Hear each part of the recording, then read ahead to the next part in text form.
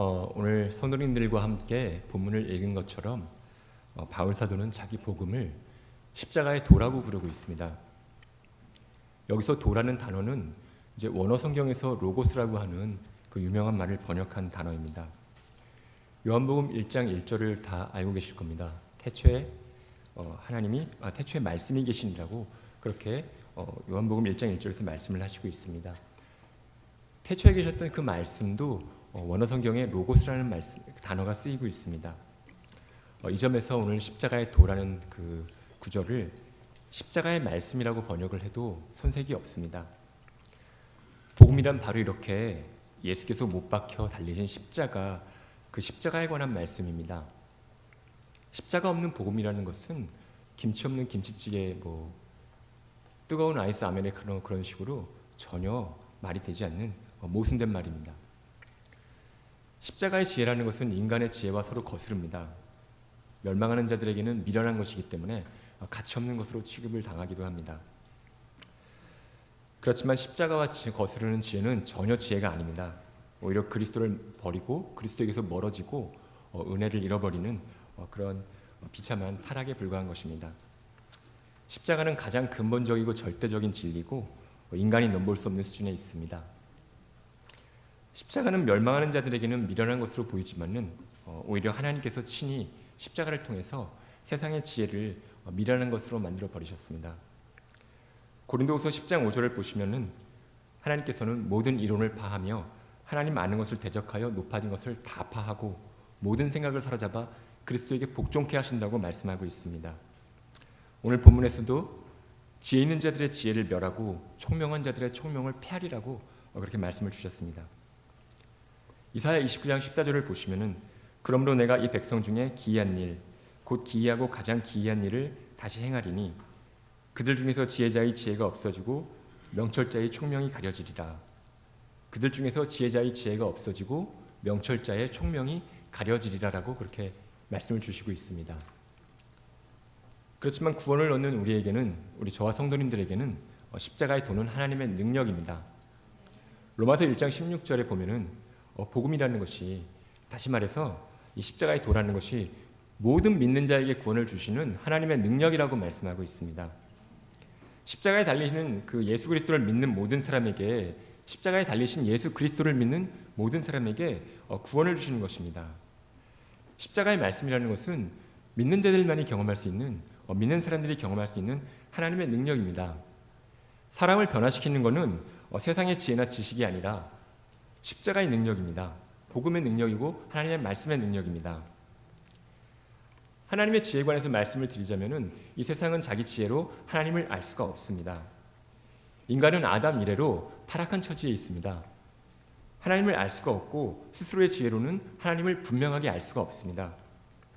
마태복음 11장 27절에서 말씀하시는 것처럼 아들과 또 아들의 소원대로 계시를 받은 자 외에는 아버지를 아는 자가 없습니다. 지금 이 자리에 나오신 모든 성도님들, 저와 우리 성도님들이 아무리 적게 잡아도 최소한 예배를 드리러 나올 만큼은 아버지를 아는 것은, 믿음이 있는 것은 바로 하나님의 아들의 소원대로 된 것입니다. 하나님의 아들이 소원하셨기 때문에, 그래서 지금 저와 우리 성도님들이 이 자리에 나와 있을 수가 있는 것입니다. 단 한 분도 빠짐이 없습니다. 하나님과 하나님에 대한 역사에 대한 이해는, 이 하나님과 하나님이 하시는 일에 대해서 이해하는 것은 이렇게 성령께서 계시를 해주셔야만 우리가 알 수가 있습니다. 이 세상이 자기 지혜로 하나님을 알지 못하기 때문에 하나님께서 전도에 미련한 것으로 우리 믿는 사람들을 구원하기를 기뻐하셨습니다. 하나님은 이 십자가에 못 박힌 그리스도를 전하는 이 미련한 것으로 믿는 자들을 구원하십니다. 구원은 이렇게 사람의 지혜가 아니라 십자가의 미련한 것을 통해서 받습니다. 은혜로 부르실 때 필요한 응답이라는 것은 우리에게 전적이고 절대적인 믿음입니다. 위험을 감수하고라도, 나에게 손해가 있다 할지라도 감수하고서라도 전적으로 절대적으로 신뢰하고 순종하는 것입니다. 말씀드린 것처럼 오직 부르심을 입은 사람들에게만 그리스도가 하나님의 능력이고 또 하나님의 지혜가 되십니다. 그렇지 못한 사람들은 십자가에 담긴 하나님의 지혜와 능력을 절대로 알 수 없습니다. 유대인들이 많은 경우 다 아시다시피 복음서에 기록된 것을 다 아시다시피 예수님께 기적적인 표적을 행하셔야 한다고 요구를 하는 경우가 있습니다. 이렇게 유대인들이 기적이나 표적을 찾았던 것은 이제 그 유대인들이 가지고 있던 메시아에 대한 고정관념, 본인들의 경험이나 본인들의 상식에 이렇게 그것을 반영하고 있는 것입니다. 역사적으로 볼 때 하나님께서 많은 경우에 유대인들을 위해서, 이스라엘을 위해서 행동하셨고 아주 강력한 힘과 능력을 드러내신 경우가 다수 있습니다. 이렇게 유대인들이 기대하는 메시아는 바로 이렇게 약속된 메시아 역시도 강력한 힘과 능력으로 과거의 영광을 회복해야 하는, 특히 예수님 당시에 있어서는 로마의 지배에서 그 조국을 해방시켜 주어야 하는 그런 메시아고 그런 왕, 해방자였습니다. 또 다른 한편에 그 시대의 헬라인들은 이전에 없던 수준으로 문명의 진보를 이뤘던 사람들입니다. 자부심이 아주 굉장했습니다. 그리고 이런 자부심에 기반해서 이제 전통적인 신들을 버렸습니다. 자기들이 믿던 신들을 버리고 이제 자기들의 지혜와 자기들의 철학에 집중하게 됐습니다. 그렇게 해서 자기들이 이성적으로 논리적으로 이해를 할 수 있는 사항만을 지식으로 인정하고 또 지혜로 받아들였습니다. 헬라인들에게는 하나님 내지는 신이라는 존재 역시도 이렇게 자기들의 철학 체계에 따라서 합리적으로 이해가 돼야만 믿을 수 있고 받아들일 수 있는 것이었습니다. 이 세상이 자기 지혜로 하나님을 알 수 없기 때문에 오히려 이 세상의 지혜는 하나님의 지혜와 거스르는 것이기 때문에 헬라인들이 철학을 추구하는 것으로는 절대로 하나님을 알 수가 없는 것입니다. 당연히 복음이 들어갈 수가 없는 것입니다. 이런 상황과 환경이었는데 바울 사도는 우리는 십자가에 못 박힌 그리스도를 전한다고 그렇게 말씀을 주시고 있습니다. 로마서 6장 3절을 보시면은 무릇 그리스도 예수와 합하여 세례를 받은 우리는 그의 죽으심과 합하여 세례를 받은 줄을 알지 못하느냐. 세례를 받은 우리는 그의 죽으심과 합하여라고 말씀하고 있습니다. 고린도전서 11장 26절을 보시면은 너희가 이 떡을 먹으며 이 잔을 마실 때마다 주의 죽으심을 그가 오실 때까지 전하는 것이니라. 성찬을 할 때마다 그의 죽으심을, 예수 그리스도의 십자가를 그가 오실 때까지 전하는 것이라고 말씀을 하고 있습니다. 바울 사도에게는 세례가 십자가에 달려 죽으신 그리스도와 연합을 의미하는 것이고 성찬 내지는 성만찬 역시 그리스도의 죽음을 전하는 것입니다. 십자가에 달리신 돌아가신 그리스도를 전하는 것입니다. 이렇게 모든 경우에 십자가의 도가, 복음이 그리스도의 죽음이 중심에 있는 것을 우리가 생각해 볼 수가 있습니다. 십자가의 죽음은 유대인들에게는 꺼리끼는 것이었습니다. 십자가에 달려있다는 것은 유대인들에게는 하나님께 저주를 받은 겁니다. 유대인들은 나무와 십자가를 서로 구분하지 않았습니다. 아마도 십자가가 나무로 만들어졌기 때문인지 모르지만은 나무에 달리는 것과 십자가에 달리는 것을 같은 것으로 여겼습니다. 그래서 당연히 신명기 21장 23절의 말씀이 적용이 됩니다. 나무에 달린 자는 하나님께 저주를 받았음이니라. 로마로부터 나라를 해방해야 하는데 하나님이 과거에 그래 오셨던 것처럼 강력한 힘과 능력으로 표적과 기사를 행해야 되고 그렇게 왕으로서의 모습, 그렇게 해방자로서의 모습을 보여주어야 하는데 어처구니없게도 십자가에 달려 죽은 사람을, 하나님께 저주를 받아 죽은 사람을 메시아라고 선전할 때에 유대인들의 입장에서는 도저히 받아들일 수 있는 그런 상황이 아닙니다. 또 다른 한편 헬라인들에게도 십자가가 미련한 것으로 간주가 됐습니다. 우선 십자가형이라는 것은 아주 가장 잔인하고 또 가장 혹독한 그런 고통스러운 형벌이었습니다. 십자가형을 시행할 때에는 이제 단순히 못 박힌 고통으로 끝나는 것이 아니라 그렇게 매달려서 모든 혈액이 신체 아래쪽으로 이렇게 몰리게 됩니다. 혈액순환이 되지 않기 때문에 굉장히 고통스럽고 호흡이 가빠집니다. 또 심지어 죄수를 조금 이렇게 그래서 고통을 극대화시키고 죽음을 지연시킵니다. 그런데 죄수의 죽음을 조금 앞당길 필요가 있을 때는 더 혹독하게 그런 처벌을 또 가할 때가 있습니다. 다 아시다시피 예수께서 십자가에 달리셨을 때에 예수께서 이렇게 일찍 돌아가셨을까 이상히 여겼던 그 로마 군인들의 행동을 다 기억하실 겁니다. 이렇게 며칠에 걸쳐서 말로 표현할 수 없는 고통을 겪다가 죽게 만듭니다. 너무나 가혹하고 고통스럽기 때문에 로마 시민들에게는, 당시의 특권 계급이었던 로마 시민들에게는 시행을 하지 않았습니다. 당시의 헬라인들과 로마인들에게 이 십자가형이라는 것은 아주 비천한 죄수들, 아주 반역을 저지르는 아주 그런 극악무도한 사람들에게만, 내지는 노예들 중에서도 질이 아주 좋지 않은 죄를 저지른 사람들에게 해당되는 그런 것이었기 때문에 이 사람들에게도 메시아와 십자가를 서로 매칭시키는 게, 연결시키는 게 어려웠습니다. 법정에서 분명히 죄인으로, 범죄자로 정죄를 받았고 선고를 받았고 그리고 십자가에 달려서 그렇게 비참하고 고통스러운 죽음을 죽은 사람을 하나님의 아들이라고, 하나님의 아들이라고 예배하는 것을, 메시아라고 믿는 것을 이 사람들 역시도 도저히 받아들일 수가 없는 것이었습니다. 이렇게 유대인들과 헬라인들이 십자가를 거부했습니다. 당시의 유대인들과 헬라인이라는 것은 이제 바울 사도 당시의 기념으로는 전 세계 모든 사람들을 가르칩니다. 이렇게 온 인류가 빠짐없이 십자가에 달려 죽으신 그리스도를 거부했습니다. 오늘날도 동일한 상황을 보는 일이 어렵지가 않습니다. 사람들이 단순히 하나님을 모르기 때문에 십자가를 거부하는 경우가 있습니다. 아니면은 표적이나 그런 다른 종교를 추구하고 점을 치러 다니고, 아니면 철학같이 엉뚱한 것을 찾아 헤맵니다. 아니면 자기들이 생각하는 방식으로, 고정관념으로 자기들의 상식과 경험에 맞추어서 하나님을 재단하고 하나님을 자기들의 틀에 가두려고 합니다. 자기들의 틀에 맞지 않는다고 십자가를 거부합니다. 그렇지만 그 시대나 지금이나 오직 부르심을 받은 사람들에게는 그리스도가 하나님의 능력이고 하나님의 지혜가 되는 것입니다. 그때나 지금이나 하나님께서는 십자가를 통해서 믿는 사람들을 부르시고 구원하시는 것입니다. 십자가가 고대 헬라인들에게 미련하게 보였던 것처럼 현대에도 자기들의 지혜를 신뢰하는 사람들에게는 십자가가 미련하게 보입니다. 인도의 성자로 알려진 썬다싱이라는 그 전도자가 있습니다. 이분이 기독교로 개종한 뒤에 있었던 일이 알려져 있습니다. 썬다싱이 이제 전통적인 힌두교를 버리고서 기독교로 개종한 것에 대해서 썬다싱이 다니던 그 대학의 교수로부터 질문을 받습니다. 도대체 왜 힌두교를 버리고 기독교로 개종을 했느냐? 기독교에 무엇이 있길래 네가 기독교로 개종을 했느냐? 라고 그렇게 질문을 합니다. 썬다싱이 답변한 것은 저는 그리스도를 발견했습니다라는 한 가지였습니다.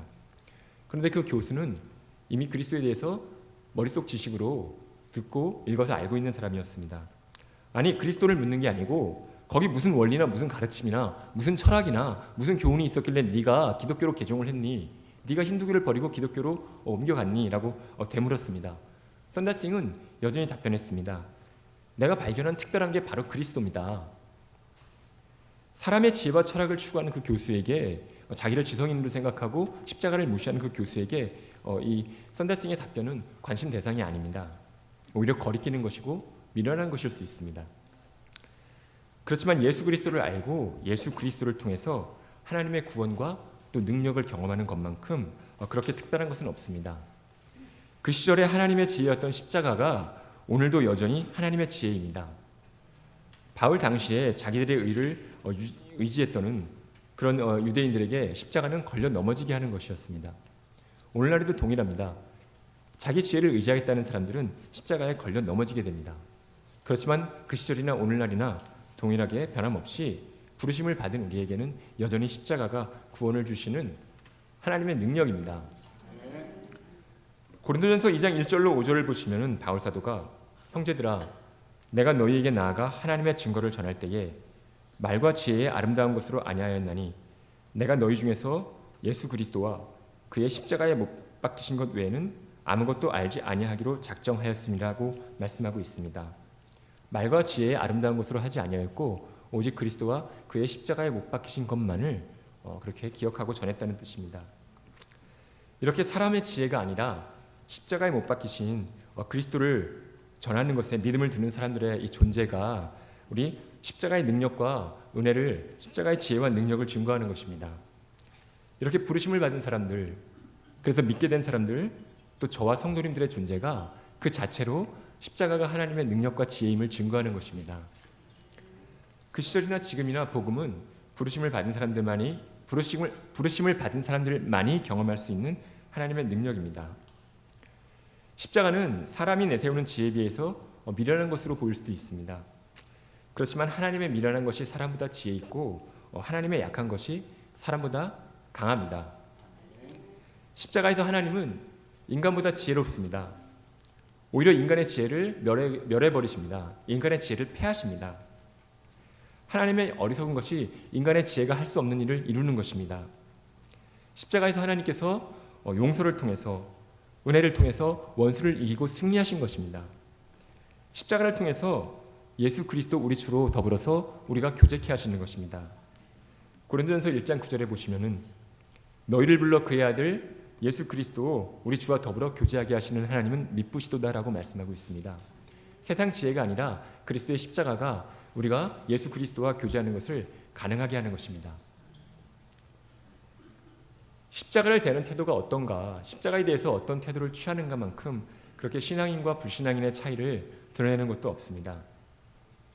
오늘 본문을 보시면은 십자가의 도가 멸망하는 자들에게는 미련한 것이라고 이렇게 말씀을 주시고 있습니다. 구원을 받는 우리에게는 하나님의 능력이라고 이렇게 말씀을 하는 것과 같습니다. 사람마다 하나님을 신뢰하고 하나님의 지혜로운 어리석음으로 구원을 받든가, 아니면 본인의 어리석은 지혜를 고집하다가 본인의 입장에 복음을 거스르는 스스로의 입장을 고집하다가 멸망을 당할 것인지 지옥에 갈 것인지를 결정을 해야 하는 것입니다. 오늘날에도 십자가에 못 박힌 그리스도를 거리끼는 것으로 내지는 미련한 것으로 이렇게 여기는 사람들이 있습니다. 지금 현대에 풍조라는 것은 각 개인의 죄나 악한 행동에 대해서 책임을 부인해주고 면제시켜줍니다. 개인의 일탈 행동에 대해서 이건 그 사람의 책임이 아니야, 그 개인의 책임이 아니야, 이거는 사회가 부패해서 부적절한 영향을 미치는 거야, 내지는 그 사람의 상황과 환경이 문제야라고 그렇게 상황과 환경 탓을 하게 만드는 경향이 있습니다. 물론 우리 모두가 다 경험하듯이 상황과 환경의 영향을 받지 않는 사람은 없습니다. 그렇지만 그게 다가 아니라는 것입니다. 성경은 죄를 미워하시고 죄에 대해서 책임을 물으시는 하나님의 심판에 대해서도 처음부터 끝까지 일관되게 강조하고 있습니다. 믿고 구원을 받는 우리 역시도 이미 심판을 받은 것입니다.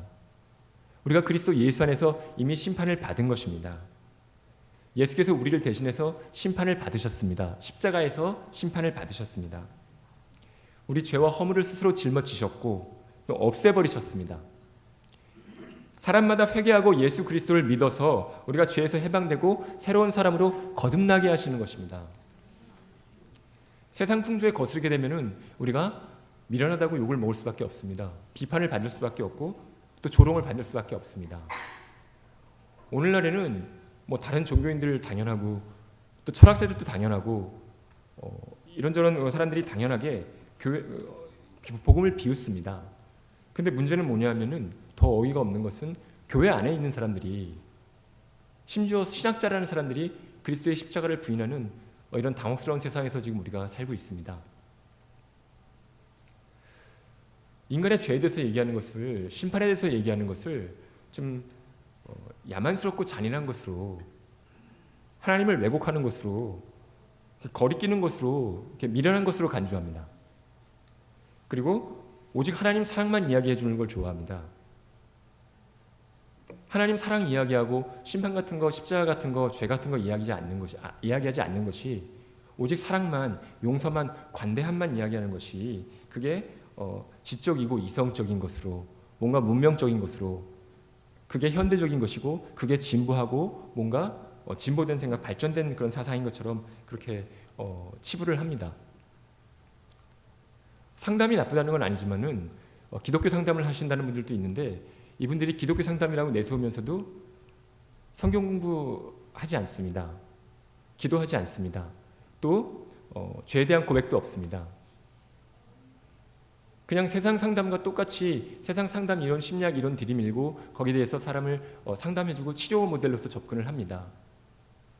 그리고 나서 그냥 끝내기는 뭐하니까 기독교 냄새 조금 풍겨주고 기독교 상담이라고 내세웁니다.